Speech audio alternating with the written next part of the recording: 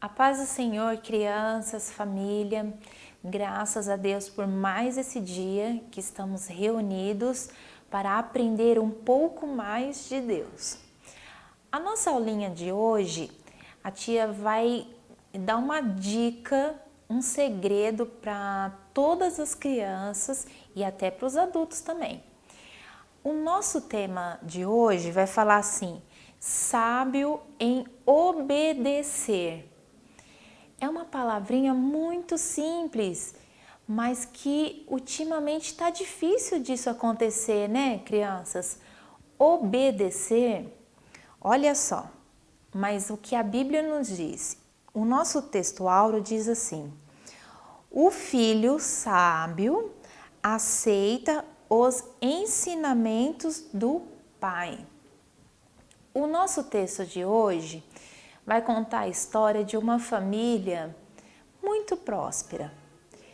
Existia um homem que ele tinha um sítio muito grande e ele tinha 2 filhos homens.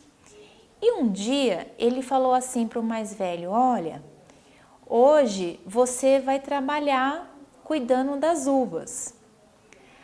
A princípio, aquele filho falou assim: não, pai, eu não quero ir, hoje não. Aí o pai ficou triste e não falou nada.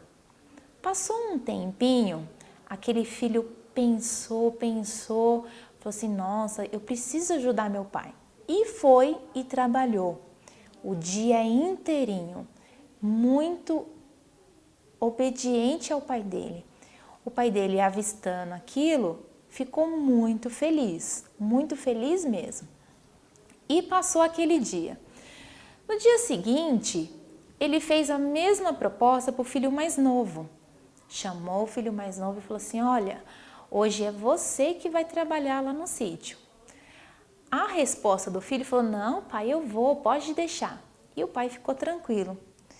Crianças, quando aquele pai foi dar uma voltinha lá no sítio para ver se estava tudo certo, cadê o menino? Cadê o filho mais novo? Nem apareceu. E aquele pai ficou extremamente triste. Essa história foi contada por Jesus. E Jesus perguntou para a multidão assim: qual dos 2 filhos foi obediente? A resposta imediata foi o filho mais velho. E Deus falou, e Jesus falou, que sobre a vida daquele filho mais velho foi dispensado bênçãos. Crianças, o segredo primordial da nossa vida, para a gente crescer forte, saudável, ter sucesso na nossa vida, nós precisamos obedecer a Deus e aos nossos pais. Porque quando fazemos assim, o Senhor nos abençoa, o Senhor nos fortalece, o Senhor nos ajuda, porque Deus, Ele ama a obediência. E como que a gente obedece a Deus? Obedecendo aos pais, ajudando em casa, uma ordem que o pai fala. Por mais que vocês não entendam e não queiram aceitar, mas por sabedoria, por inteligência, vocês obedecerem, vocês serão ricamente abençoados. E a Bíblia conta que a criança que obedece, o filho que obedece, o pai e a mãe, ele vive muito mais, ele vive muitos dias e tem uma vida feliz e abençoada. Então, o segredo que a tia está contando para vocês, a estratégia que vocês vão usar na vida de vocês a partir de hoje é obedecer. Às vezes é difícil, mas vamos usar a sabedoria, obedecer aos pais, obedecer a Deus e assim seremos ricamente abençoados. Teremos uma vida feliz, saudável e muito próspera. Amém? Muito obrigado por ter nos acompanhado. Fiquem com Deus e até a próxima aula. Paz do Senhor, crianças, paz do Senhor, famílias. Estamos aqui mais um dia, mais uma lição. E hoje vamos ver a lição de número 11 da revista Saber Mais, com o título Atos dos Apóstolos. E a lição de hoje tem por título Pedro e Cornélio. Estão aqui, ó, Pedro e Cornélio. O nosso texto do dia nós vamos encontrar lá em Atos dos Apóstolos, capítulo 10, versículo 34, que diz assim: Agora sei que de fato Deus trata a todos de modo igual, pois ele aceita todos os que o temem e fazem o que é direito, seja qual for a sua raça. Somente nesse texto nós já conseguimos ver o tanto que Deus se importa com todas as pessoas. Não tem problema se é moreninho, se é branquinho, se é baixinho, se é alto, se tem um cabelinho enroladinho, se tem um cabelinho lisinho. Se mora no Brasil, se mora lá na Etiópia, se mora em qualquer lugar. Deus ama todas as pessoas, independente da forma que elas são e de onde elas estão. E essa história de hoje vai falar sobre Cornélio. E a Bíblia conta que Cornélio, ele era um oficial do exército romano. Várias pessoas estavam sob as suas ordens. E a Bíblia também conta que Cornélio era um homem de fé, um homem de oração e que ajudava os pobres. Então, não é porque ele era uma pessoa muito importante que ele deixava as outras coisas de lado. Ele era um homem importante, tinha muitas pessoas sob seu comando, mas ele não deixava de ter fé, de orar e de ajudar as pessoas. E um dia, um anjo falou com Cornélio. Um anjo apareceu para ele e ele perguntou o que o anjo queria, assustado, e o anjo falou para ele: Cornélio, as tuas orações foram ouvidas por Deus e as tuas obras também foram vistas por ele. Então, o que você vai fazer? Você vai mandar algumas pessoas ir lá na outra cidade, lá em Jope, e eles vão procurar por Pedro. E o anjo explicou direitinho para o Cornélio onde eles iam encontrar o Pedro. E quando chegar lá, você vai pedir para eles convidarem Pedro para vir na sua casa. E assim eles fizeram. Cornélio chamou 2 homens e chamou também um que estava junto com ele, que trabalhava ali bem pertinho dele, e pediu para que eles fossem lá onde o anjo tinha falado para encontrar Pedro. Enquanto eles estavam indo, e as distâncias eram longe, eles não tinham carro, eles não tinham um avião, não tinham moto, eles demoravam para chegar de uma cidade na outra. Então, no dia seguinte, quando esses homens estavam chegando lá onde o anjo tinha falado, Pedro subiu no terraço da casa que ele estava para orar. E passou um tempo, ele teve fome e desceu para preparar o seu alimento. Então, ele teve uma visão. Nessa visão, descia como se fosse um vaso, como se fosse um lençol amarrado, e lá ele via vários animais. Animais puros e animais impuros, aves, vários animais. E uma voz falava para ele assim: Pedro, pega um desses animais, prepara e come. E Pedro falou: não, eu não posso preparar um desses animais porque eles são impuros para Deus. Eu nunca comi desse tipo de animal, não pode. A lei judaica fala que não pode. E a voz falava para ele assim: como que você pode fazer impuro o que Deus faz puro? E a Bíblia conta que essa visão, esse lençol desceu e subiu por 3 vezes. Então, a visão terminou e Pedro ficou pensativo sobre aquela visão. Logo em seguida, aqueles homens que tinham vindo lá de Cesareia para procurar Pedro encontraram ele e conversaram com ele. E convidaram ele então para ir em Cesareia, para conversar com Cornélio. E Pedro foi. Pedro, um homem muito obediente a Deus, temente ao Senhor, né? Ele foi. Pedro, chegando na casa do Cornélio, conversando com ele, e Cornélio também conversando, Pedro teve a oportunidade de falar sobre Jesus para Cornélio. E não somente Cornélio, mas toda a sua casa se converteu ao Senhor. Toda a sua casa se entregou ao Senhor. Então, o que nós aprendemos com essa lição? Nós aprendemos que nós não podemos olhar quem é a pessoa, o que ela faz, se é certo, se é errado. Nós não podemos julgar, porque Deus ama todas as pessoas. E Deus deseja salvar todas as pessoas. Então, nós precisamos fazer como Pedro.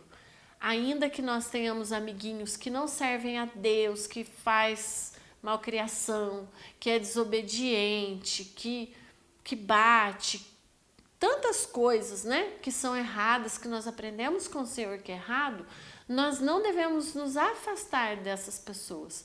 Nós devemos nos aproximar e falar do amor de Deus, porque Deus ama as crianças, Deus ama as pessoas e Deus é quem muda as pessoas. É o Espírito Santo que convence a gente do nosso pecado, do nosso erro e transforma as nossas vidas.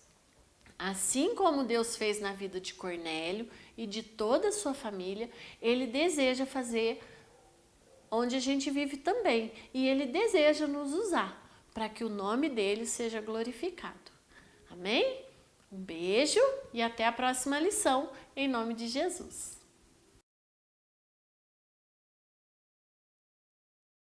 Oi a todos os jovens, a todos os adolescentes que nos assistem, a todos os irmãos, a paz do Senhor seja com vocês. Nesse domingo nós vamos aprender a lição de número 11, que tem por título Conhecendo as Missões Transculturais. E o objetivo de toda essa lição de número 11 vai ser sobre conhecer o significado e o trabalho das missões transculturais. Nossa mensagem valiosa está no livro de Romanos, capítulo 14, versículo 11, e está escrito: Pela minha vida, diz o Senhor, todo joelho se dobrará diante de mim, e toda língua confessará a Deus. A verdade aplicada fala que o cristão deve incluir a evangelização em seu estilo de vida. Nesta mensagem valiosa, nós vemos que o Senhor está falando, todo joelho, toda língua confessará que o Senhor é Deus. Todo joelho se dobrará, mostrando sobre a importância de nós, do Evangelho chegar não só nas missões urbanas, não só no nosso bairro, na nossa família, na nossa casa, na nossa igreja, na nossa cidade, mas até os confins da terra. E o que é uma missão transcultural? É aquele trabalho missionário que é realizado fora do país, fora da cultura na qual esse missionário nasceu, na qual esse missionário cresceu. É aquele que vai além da sua cultura, né? Além das fronteiras. Isso que é uma missão transcultural. E ele é um trabalho muito importante, porque ainda hoje em dia tem muitas pessoas que não conhecem, que nunca ouviram falar do nome do Senhor, que não sabem que um dia Jesus veio na terra, que Jesus é o Filho de Deus, que Jesus morreu por nossos pecados, que Ele ressuscitou e um dia Ele voltará para nos levar para passar a eternidade com Ele. Tem muitos países, por incrível que pareça, com toda essa tecnologia, com todo esse avanço da comunicação, tem muitas pessoas, muitas almas que nunca ouviram falar o nome do Senhor Jesus. E nessa lição nós vamos aprender a importância que é de ter missionários fora do país, fazendo a obra, pregando, e nós como igreja estar acompanhando, estar orando, estar apoiando financeiramente. Nós vamos aprender nessa lição sobre a janela 1040. Essa janela 1040 é um pedaço do planeta que concentra 62 países que nunca ouviram falar do Evangelho, ou que ouviram falar, mas a região é a menos evangelizada do planeta por conta da dificuldade deles aceitar outras religiões, de aceitar a palavra de Deus.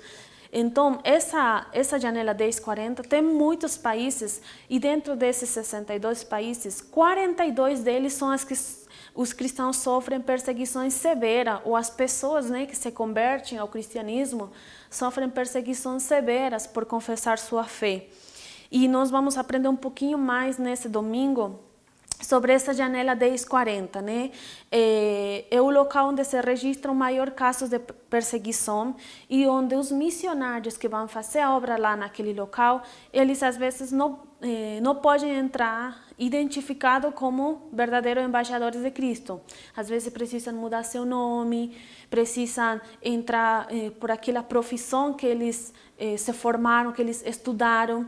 Às vezes eles fazem trabalhos voluntários e não ganham nada com isso. Por isso que é tão importante, e em meio desses trabalhos voluntários, em meio deles entrar nesses países para fazer ajuda humanitária, mas o principal objetivo deles é pregar a palavra de Deus, eles formaram, se prepararam, provavelmente pagaram sua faculdade, mas eles não ficaram no país para ganhar dinheiro com isso, para crescer na vida, senão que eles utilizaram aquilo para glorificar o nome de Deus e para trazer alma para o reino de Deus. E trabalham voluntariamente, sem receber por aquilo que eles se formaram. Por isso que é tão importante nosso apoio como igreja, na oração, no envio e na ajuda financeira para essas pessoas, porque eles são missionários, mas eles são seres humanos, eles precisam comer, eles ficam doentes, eles precisam de roupa, eles precisam de alimento, precisam de recurso. Então, é muito difícil a obra missionária nesses países. Muitas das vezes a gente acha, por ser missionário transcultural, que a gente vai de férias, né? Nossa, eu vou estar em outro país. Mas é tudo o contrário. Como que eles sofrem, como que eles se enfrentam dia a dia por amor a Deus, por esse chamado que arde no seu coração, que eles renunciam à sua própria vida, colocam sua vida em risco para que Cristo reine, para que Cristo salve, para que Cristo salve e as pessoas venham hacia Ele. Então, nós vamos aprender sobre quão importante é nós, como igreja, estar junto, orando, contribuindo e apoiando esses missionários que estão fazendo missões transculturais, né?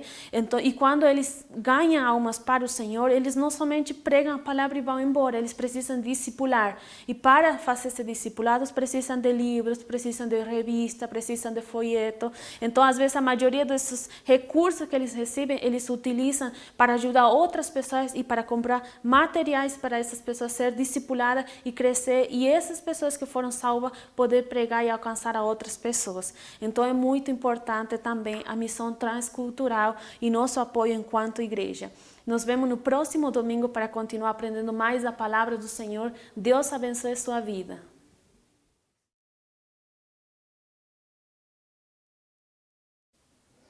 A paz do Senhor para os adolescentes em especial. Como que vocês estão? Tudo bem? Hoje nós vamos falar um pouquinho sobre o profeta Ageu. E para começar esse resuminho, nós vamos começar com uma dinâmica que alguns podem até conhecer, mas é sempre bom nós lembrarmos, né? E é uma dinâmica fica fácil da gente memorizar o qual é a lição, né, ou qual é o objetivo dessa lição de hoje. Então, nós temos aqui arroz. O arroz, ele vai simbolizar as coisas da vida que nós temos que fazer, mas que não são prioridades na nossa vida. E nós temos as balas. As balas, elas vão simbolizar as prioridades, ou a prioridade da nossa vida. Então, se nós enchermos, por exemplo, um copo com balas, nós estamos enchendo ela com as prioridades, ou com a prioridade da nossa vida. Então, nós vamos encher esse copo com balas. Vocês acham que se eu tentar colocar arroz aqui dentro, vai caber o arroz? O copo está cheio com a bala. Vamos tentar, então. tá? A gente vai despejar. Se eu fizer um pouquinho de bagunça aqui, não tem problema. Então, nós vamos despejar o arroz. Olha aí, parece que não vai caber, né? Mas se nós formos ajeitando, o arroz, ele vai conseguindo entrar nos espacinhos que nós temos aqui. Ó, ele está conseguindo preencher os espaços que nós temos aqui da nossa prioridade. Então, ele está preenchendo, e se nós formos colocar com bastante calma, que o nosso tempo aqui é curto, né?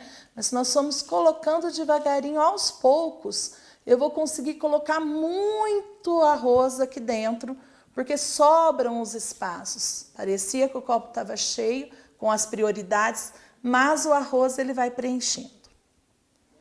E se eu fizer o contrário? Se eu encher um copo com arroz, que seriam as coisas que não são prioridades, seriam as outras coisas da nossa vida, eu encho o copo com arroz. E se eu tentar colocar a bala? Não cabe, já está cheio. A lição que nós vamos aprender hoje sobre Ageu, ela vai falar um pouquinho sobre essa questão de prioridade. O que estava acontecendo? O povo de Deus tinha voltado do exílio, né? Nós já vimos que vários profetas profetizaram ao povo de Israel e de Judá que eles estavam pecando e que viria um juízo. O juízo veio, eles foram levados como cativos e 70 anos depois eles começam a voltar. E aí nós temos esses profetas, que são os profetas menores, mas pós-exílio. Então, eles trazem mensagem de Deus para o povo, mas depois que eles voltaram, já com uma outra consciência. Mas o que estava acontecendo? O pessoal voltou e voltou querendo reconstruir as suas casas, querendo, né, deixar suas casas bonitas, pensando nos seus afazeres, depois de vários anos no cativeiro. E a casa de Deus estava abandonada. As pessoas estavam dando prioridade para as suas coisas, para os seus afazeres, e a casa de Deus, o templo de Deus, precisando de ser restaurado. Então, Deus levanta o profeta Ageu para falar com o povo, né? O que a mensagem fala? Que eles estavam plantando, mas as sementes não produziam pela quantidade que eles estavam plantando. Tudo o que eles estavam fazendo não estava prosperando. E Deus manda a mensagem para eles que era exatamente por isso, porque eles estavam dando prioridade para aquilo que não era prioridade. Que se eles examinassem bem as suas consciências, que é o que o nosso versículo-chave fala, que está em Ageu 1,7. Assim diz o Senhor dos Exércitos: aplicai o vosso coração aos vossos caminhos. Deus queria que eles pensassem, observem o que vocês estão fazendo. É isso mesmo? Está certo a casa de vocês estar toda arrumada, bonita, e a minha casa estar abandonada? Então Deus manda Ageu para levar essa mensagem de consciência. E o legal é que as pessoas ouvem Ageu. Porque Deus manda uma palavra de conscientização e uma palavra de ânimo para os líderes e para o povo. Então, eles ouvem Ageu e eles mudam a atitude deles. Eles conseguem a reconstrução do templo, claro que não fica como o primeiro templo, mas isso não era a prioridade de Deus, né? Deus estava falando mais com os corações, que o coração está pronto para servir a Deus e aberto a Deus é muito mais importante do que uma casa, né, uma construção, mas ela é importante também para abrigar o povo de Deus. E o povo escuta. E a partir do momento que eles começam a mudar a prioridade, que é o que nós vimos aqui na nossa dinâmica, quando eu encho a minha vida, as minhas coisas de coisas menores, os meus afazeres menores, aquilo que eu quero, que é o meu desejo, eu não tenho espaço para as coisas de Deus, eu não tenho espaço para aquilo que é prioridade na minha vida. E quando eu decido dar prioridade para Deus e para as coisas de Deus, ainda sobra muito tempo para eu fazer outras coisas. Então, se eu me dedico, por exemplo, a orar, a tirar um tempo da minha vida para orar, para ler a palavra de Deus, para me dedicar às coisas de Deus, ainda vai sobrar muito tempo para eu ler um livro, para eu praticar uma atividade física, para eu conversar com um amigo, para eu olhar algumas coisas na internet, que a gente sabe que o adolescente gosta, né? E até os adultos gostam. Então, eu tenho que saber o que é prioridade na minha vida. O Ageu, ele veio trazer isso para o povo. O que é prioridade? Então, a mensagem do Ageu é essa: como que eu estou me dedicando, como que eu estou fazendo a divisão dos meus afazeres na minha vida. Porque tem pessoas que falam que a vida está muito corrida, que não dá tempo para nada, mas como que elas estão dividindo? O dia tem 24 horas. Quanto tempo eu estou dedicando a Deus? Quanto tempo eu estou dedicando? Eu estou dormindo, ou eu estou ligado na internet, ou em jogos, ou em outros afazeres, né? Então, a mensagem do Ageu, ela foi para aquela época, para o povo, e ela serve para nós hoje também.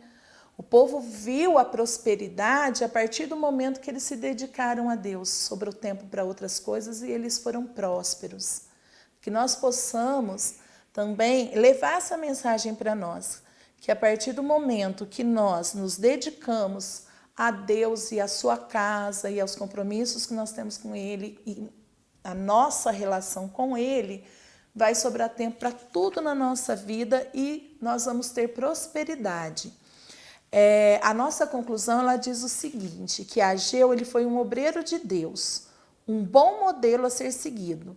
Ele priorizou a Deus em sua vida e no seu serviço.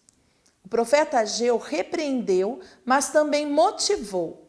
Ele criticou, mas também estimulou com palavras e exemplos. Ele pregou, mas também praticou o que pregava. Ageu estava sempre pronto a auxiliar o outro. Então, é uma conclusão assim, bem clara do que nós devemos fazer, né? Que se a gente critica, mas a gente também tem que estimular. Ele levou a palavra de Deus que as pessoas estavam fazendo errado, mas deu um ânimo que o Senhor estaria com eles, que eram para eles se esforçarem, que o Senhor estaria com ele todo o tempo. Então, fiquem com essa palavra, pratiquem. Um beijo para vocês e até a próxima lição.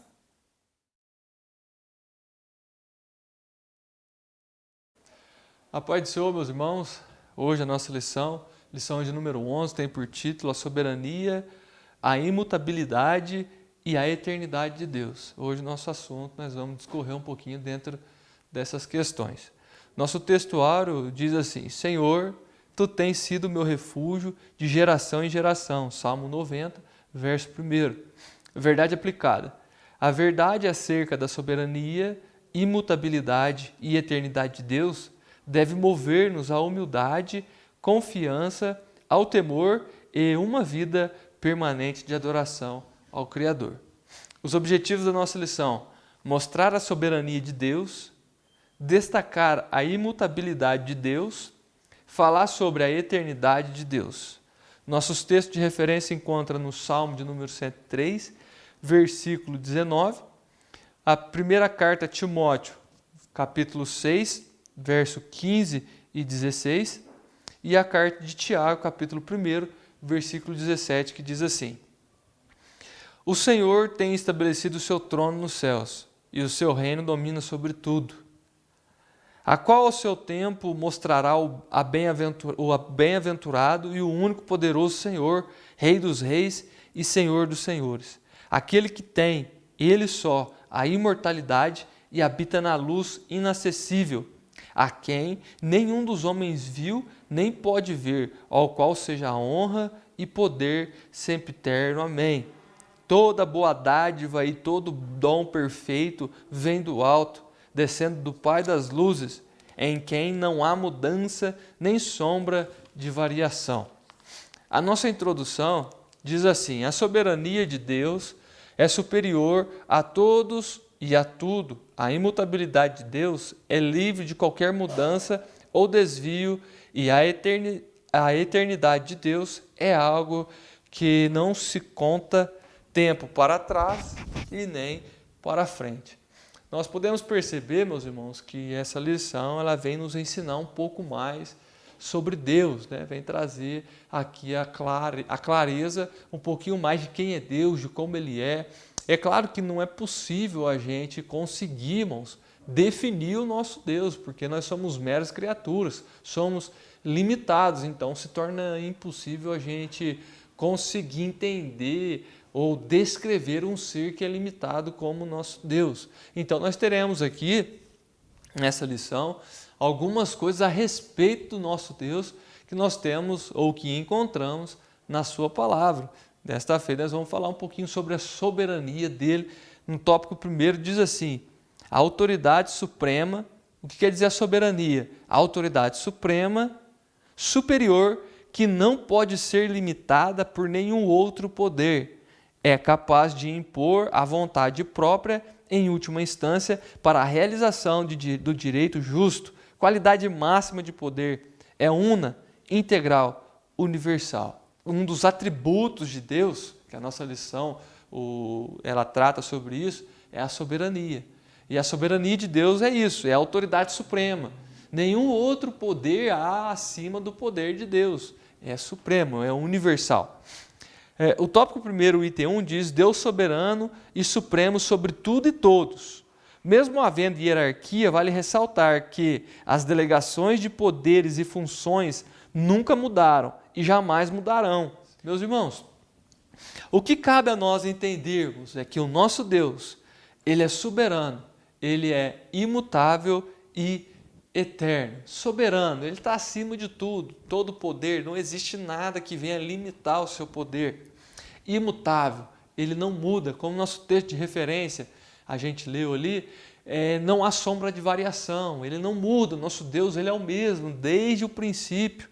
E ele é eterno, não existe um dia para contar quando esse Deus nasceu, ou quando Deus vai morrer, ou Deus nasceu, ou veio ao mundo, veio a existir depois, antes de tantos anos, ou depois, enfim, não existe uma conta para isso, porque o nosso Deus, ele é eterno. Né? Então, 3 coisas que precisamos saber sobre os atributos de Deus. Primeiro, ele é soberano. Segundo, ele é imutável. Terceiro, ele é eterno. No tópico 1 e no item 2 diz: Deus não pode ser nivelado a qualquer criação. Está aí um grande erro, meus irmãos, que vemos as pessoas cometerem. Elas nivelarem a Deus a sua criação. Deus, meus irmãos, é o Criador, então por isso jamais pode ser nivelado a sua criação. Quando eu falo de Deus, eu falo Deus Pai, Deus Filho e Deus Espírito. Os 3 são um. Então, se Deus Pai é Deus soberano, Deus Filho também é Deus soberano. E Deus Espírito também é Deus soberano. Eles são um. Significa que Deus controla todas as coisas, tudo está na palma das suas mãos. Ele não é parte de sua criação, nem a sua criação parte dele. Embora exista uma extinção extrema entre Deus e toda a criação, Deus está presente e ativo em tudo que foi criado. A soberania de Deus transcende o nosso conhecimento, pois é sobrenatural. Deus tem o controle sobre as suas criaturas, sobre todas as potestades deste mundo, mesmo as espirituais. Quem tem o poder sobre todas as coisas governa tudo e não se submete a ninguém, nem pode ser comparado a ninguém. Precisamos ficar atentos, meus irmãos, para nós também não cometermos este erro de nivelar o nosso Senhor à sua criação.